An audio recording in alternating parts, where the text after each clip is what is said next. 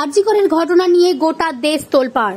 প্রতিটি ক্ষেত্রেই দেখা যাচ্ছে কোথাও বিক্ষোভ দেখাচ্ছে, কোথাও পথ অবরোধ করে প্রতিবাদ জানাচ্ছে, আবার কোথাও মোমবাতি মিছিল। সেখানে দাঁড়িয়ে আরজি কর হাসপাতালের মহিলা চিকিৎসকের নৃশংস হত্যাকে কেন্দ্র করে পুরুষদের নিয়ে কুরুচিকর পোস্ট প্রসঙ্গে মুখ খুললেন কলকাতা হাইকোর্টের বিশিষ্ট আইনজীবী দেবরাজ মল্লিক। কি বললেন তিনি দেবরাজ মল্লিক তা শোনাবো আপনাদের। ব্যুরো রিপোর্ট, চ্যানেল 24 নাও, সত্য কথা সবার আগে। এমনও দেখা যাচ্ছে যে ফেসবুকে কেউ যদি সাম্যতা বা জেন্ডার ইকুয়ালিটি নিয়ে পোস্ট করে তাকে আবার রীতিমতো হুমকি দেওয়া হচ্ছে।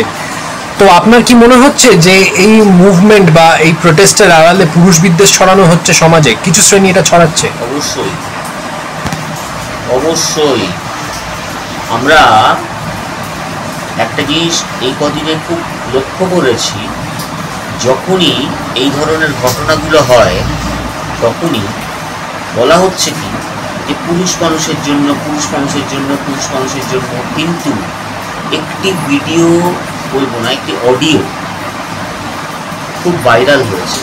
সেটা সত্য মিথ্যা আমি না যাচাই করেই কথাটা বলবো, এই কারণে সংবাদ মাধ্যম যদি বলে যে ভিডিওর সত্যতা যাচাই করা হয়নি, অডিওর সত্যতা যাচাই করা হয়নি, তা আমরা যারা সাধারণ মানুষ এই সত্যতা যাচাই না করেই আমরা বলবো। সেখানে তো শুনছি একজন মহিলাও ছিলেন।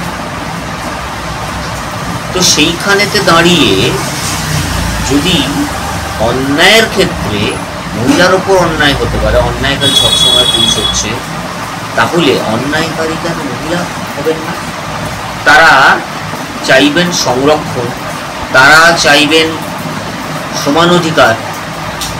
সমান অধিকার তো আসে যোগ্যতার ভিত্তিতে, সমান অধিকার তো আসে যোগ্যতার ভিত্তিতে। সকলকে যে সমান হতেই হবে এমন তো কোনো কথা নেই, সকলকে যে সমান হতেই হবে এমন তো কোনো কথা নেই। আমার বাড়িটা আমার মতো, আমার বাড়ি যে জমির ওপর তৈরি, আপনার বাড়ি সে এক মাপের জমির ওপর তৈরি নাও হতে পারে। তা বলে কি আপনার বাড়িটা বাড়ি নয়? এটা তো বলার অধিকার কারণ নেই।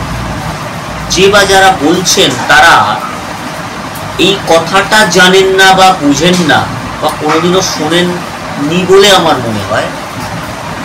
ইকুয়ালিটি অ্যামং ইকুয়ালস, আমাদের সংবিধানই বলছে ইকুয়ালিটি অ্যামং ইকুয়ালস। অর্থাৎ একটা পিঁপড়ে, সেও যেমন ভগবানের সৃষ্টি, একটা হাতি সেও ভগবানের সৃষ্টি, কিন্তু পিঁপড়েই হাতি হাতি। অতএব বলে রাখি, এই ধরনের অহেতুক বাজার গরম করা পোস্টগুলো দিয়ে নিজেদের বিদ্যাটাকে জাহির করবেন না। আর দয়া করে এরকম পুরুষ বিদ্বেষ ছড়িয়ে মাঝরাত্রিরে রাত দখলের নাম করে সরকারি সম্পত্তি ধ্বংস করে পুরুষ পুলিশ কর্মচারীর গা থেকে উর্দি খুলে নিয়ে পুড়িয়ে কি বোঝাতে চাইছেন? বিপ্লব মানে তো মারামারি কাটাকাটি নয়, কোনো অবস্থার আমূল পরিবর্তন। এটা তো জানতাম, কিন্তু কিছু অতি শিক্ষিত মানুষের কবলে আজকে এই ধরনের বিষয়টা পড়ে যাওয়ার জন্য সে যে দলেরই হোক আজকে এই অবস্থায় পর্যবেসিত হচ্ছে। সম্প্রতি আরজি কর হসপিটালেতে যে মহিলা ডাক্তার দিদিকে নিয়ে ঘটনাটি ঘটেছে, অবশ্যই তার ধর্ষণ এবং তার হত্যা তীব্র নিন্দা প্রত্যেকটা জনমানুষে, প্রত্যেকটা জায়গাতে আমরা যেমন দেখছি। পাশাপাশি এটাও খুব অনভিপ্রেত, যেখানেতে আমরা দেখছি কিছু পোস্ট আসছে যেখানে বলা হচ্ছে রাত্রিবেলা রাত দখল আমরা করব, সুই কাঁচিও ব্যাগে থাকবে। আবার কিছু জায়গাতে পোস্ট আসছে যে ছেলেকে মানুষ করে, কিছু জায়গাতে পোস্ট আসছে যে ছেলেকে তাড়াতাড়ি বাড়ি ফিরতে বলে। কিছু জায়গায় কিছু স্বনামধন্য ব্যক্তির নাম করে ছবি দিয়ে মহামান্য আদালতকেও সময় নির্দেশিকা বেঁধে দিয়ে বিচার চাই বলে পোস্ট আসছে। দেখুন, সমাজে যখন একটা অন্যায় অপরাধ হয়েছে, এই অন্যায় অপরাধের ফলে সমাজ ভীষণভাবেই আলোড়িত, কিন্তু তার মানে তো এটা নয় যে এই অপরাধ হয়েছে বলে আমি সমাজের গাড়ির দুটো চাকার মধ্যে একটা চাকাকে বলবো যে তুমি অপরাধী, তুমি অপরাধী, তুমি অপরাধী। এটা পুরুষদের ক্ষেত্রে করা হচ্ছে। অবশ্যই যে পুরুষ এর মধ্যে জড়িত তার দৃষ্টান্তমূলক শাস্তি চাই। যে শিক্ষক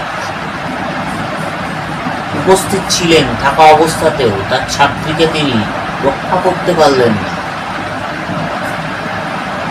তিনি অত্যন্ত অন্যায় কাজ করেছেন এবং তাঁর শিক্ষক হওয়ার যোগ্যতা নেই। অধ্যক্ষ তো দূরের কথা, শিক্ষক হওয়ার যোগ্যতা নেই। কিন্তু যেভাবে আমরা দেখে আসছি বেশ কটা দিন ধরে, যে সত্যি সত্যি পুরুষ মানুষকে, পুরুষ সমাজকে, পুরুষ জাতিকে যেরকমভাবে দোষারোপ করা হচ্ছে, কোন ধরনের মানসিকতা? যদি তাই হয় তাহলে উত্তরটা দিন, যখন অনিন্দিতা, যিনি নিজে আইনজীবী, তার আইনজীবী স্বামীকে হত্যা করলেন, সেই সময়তে যখন শুধুমাত্র তার কারাবাস হলো যাবজ্জীবন, শাবনম, যিনি নিজের স্বার্থে তার বাড়ির ছোট সদস্যকে ছাড়লেন না, রাষ্ট্রপতি মহোদয় তার ক্ষমা ভিক্ষা প্রত্যাখ্যান করলেন, তারপরেও তার ফাঁসি নিয়ে, তার চরমতম শাস্তি নিয়ে সেই বেলায় তো কোনো কথা শুনি না। এমনও পোস্ট দেখছি, ছেলেকে শিক্ষা দেবেন। কেন ছেলেকে শিক্ষা দেবেন আর মেয়েকে শিক্ষা দেবেন না? তাহলে এই যে মহিলাদের জন্য যে বিভিন্ন রকমের প্রকল্প, এই প্রকল্পগুলো কি আমাদের পয়সার গোষ্ঠী শ্রাদ্ধ করার জন্য? সরকারের প্রকল্প, সরকার আমাদের ট্যাক্সের পয়সা